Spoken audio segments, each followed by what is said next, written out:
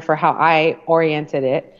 And I really just sat down one day and I think quilters save nearly every piece of fabric. And so once I had a big pile of scraps, I decided that I needed to make them into something. And I just gathered them by color.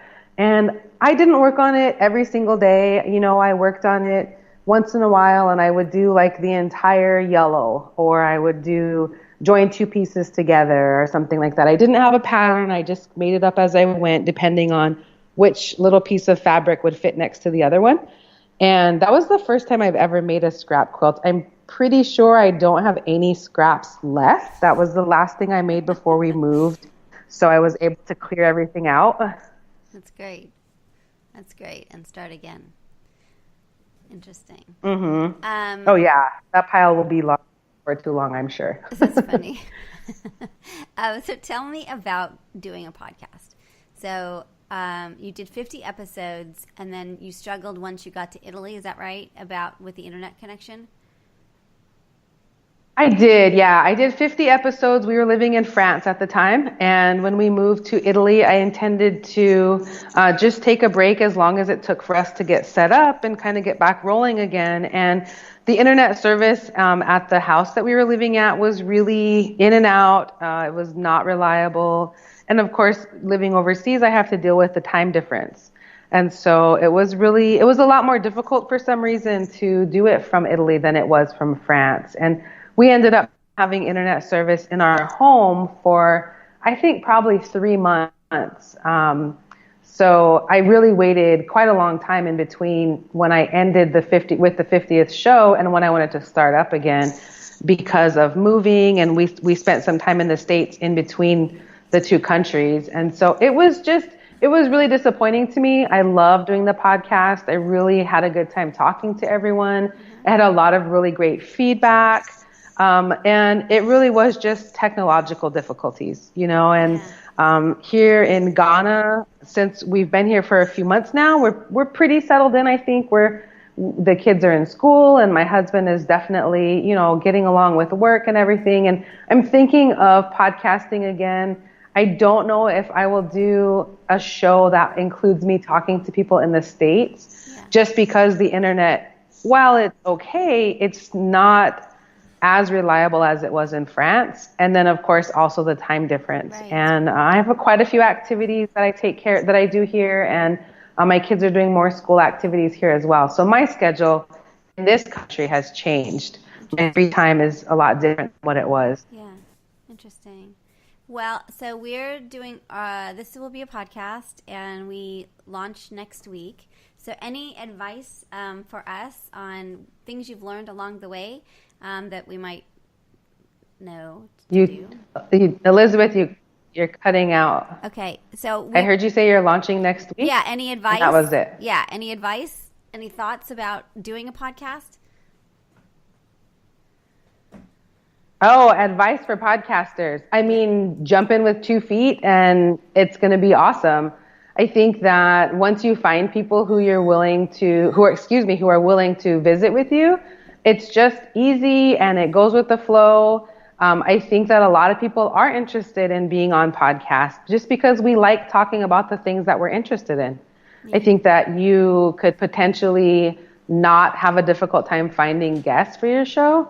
I think if someone says no, do not take it to heart at all. People say no for a lot of reasons. And it took me a little while to understand or to accept that, to not have necessarily like hurt feelings. It's not personal. It's not that someone didn't like me or my work. It really is schedule and timing and, my schedule. I couldn't interview somebody at 8:00 at night their time because that's the middle of the night for me.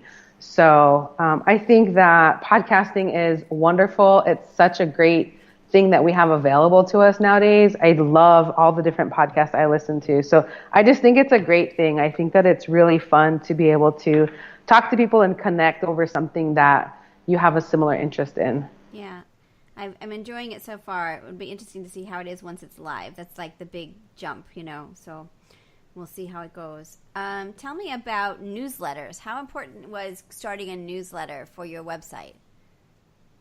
I definitely did not do a good job with my newsletter. I had the newsletter to go along with the podcast, and I would send people information on the new shows, a little bit about who I was talking to. I told them what I was doing. If I remember right, I included a photo of life in France.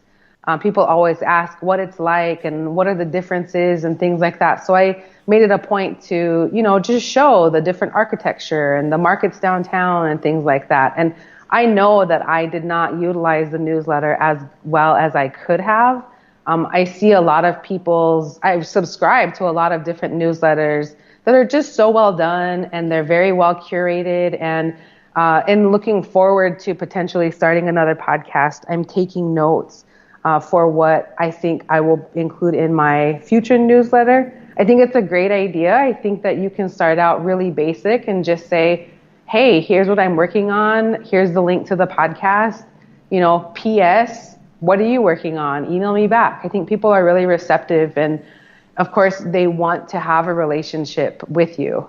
Yeah. That's interesting, isn't it? It's a complicated world we live in. It's kind of remarkable. How much tell me about your the affiliates and linking to affiliates. How much did you do with that, and what was your experience like with that? I don't think I did very much affiliate marketing.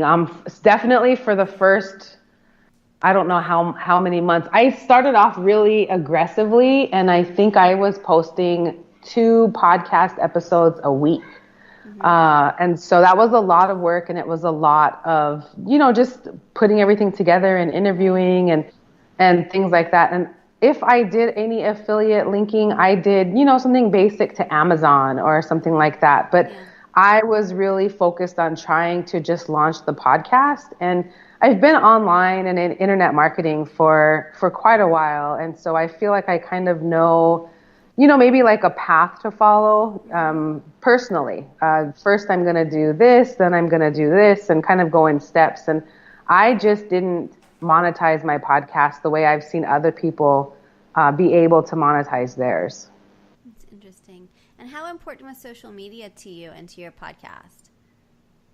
I think it was very important. I posted, if you go way back in my Instagram feed, you can see that I posted a graphic with my podcast, the number of the podcast, and then of course the person who I was interviewing with a link to the show. And my guests would usually, I think most of the time, they would also post something on their own social media. I had a handful or maybe a couple handfuls of times where people would not my guests, but just someone else listening to the show would post something and talk about, their reaction or how much they enjoyed the show or something like that. I always thought that was really nice. Yeah. I think it's really good when, you share something with your friends and you're able to maybe give them something that they didn't know existed. I think that really helps grow your audience when you can have some word of mouth there. But I mean, I definitely posted regularly about who I was talking to, and social media was, I think it was really a big part of it. And I posted mostly on Instagram. Quilting is such a visual thing. I posted the person, and maybe I posted later, a project or something that we had talked about or something like that related to the interview, because Instagram is really the place to do that. And what do you think the role of podcasting is now in the quilting world? Do you think there's different reasons that people are podcasting, or and how do you fit within that world when you are podcasting? I'm sorry, you cut out in the middle of your sentence. Just your thoughts about quilts and podcasts about quilts and crafts. What are your thoughts about them and what role they fill in the world right now? I really enjoy quilting podcasts or crafting podcasts. I think that there's a few different ways you can go with it. I had an interview show that was strictly interviews, and at the end of each episode, I kind of gave a little reaction, or maybe I expanded on what we had talked about. I know other people come from a more business perspective, and they talk about marketing your business, and they talk about other resources that are available to you. I think that depending on what your personal interest is and what you're looking for, there's definitely something for you out there.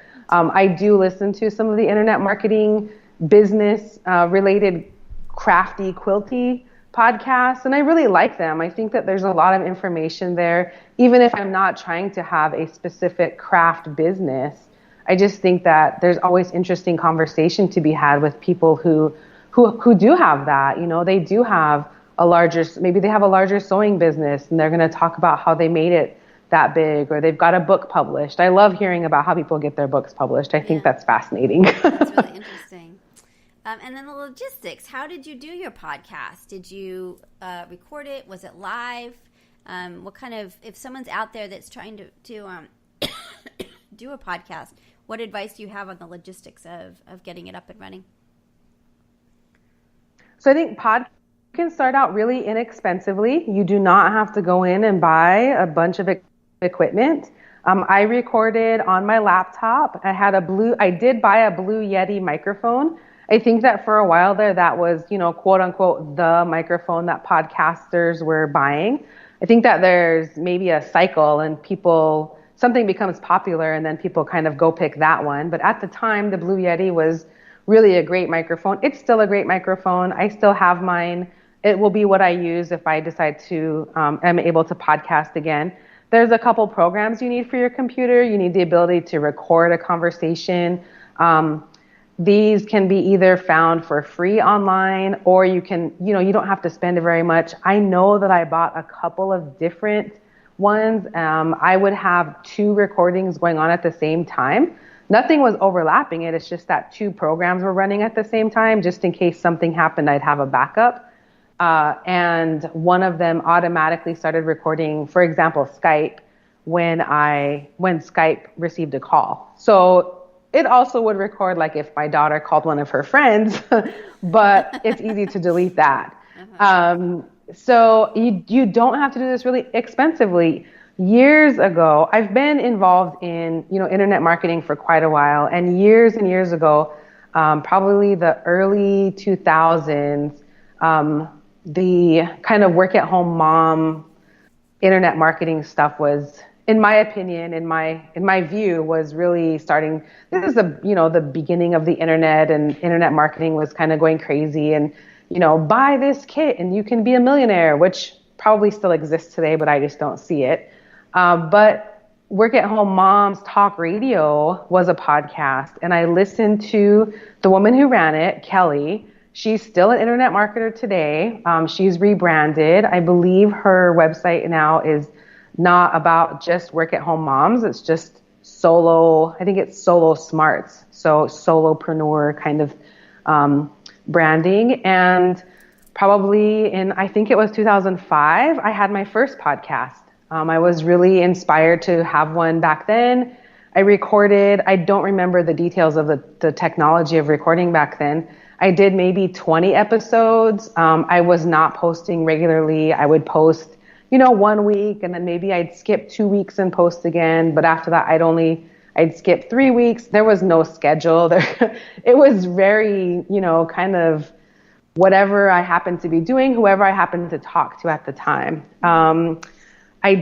This was when Etsy was starting, and I did get to talk to one of the head guys at Etsy. Cool. One of the first interviews that I did was with him, and I know I've got the audio recording somewhere, on a hard drive somewhere in my house. But very cool. I was able to interview really cool people, and then at the time we were living in South Carolina, and then we moved. And so, when military people move, I think we have a lot to juggle. And I had 2 young kids at the time, and throw in moving, and my husband had to attend a school away from us. So we were going to live with family. And I think I kept up the podcast for maybe a few more months after we lived with my dad at the time. And then I ended up stopping just because it was no longer as easy as it was before. And I wasn't really,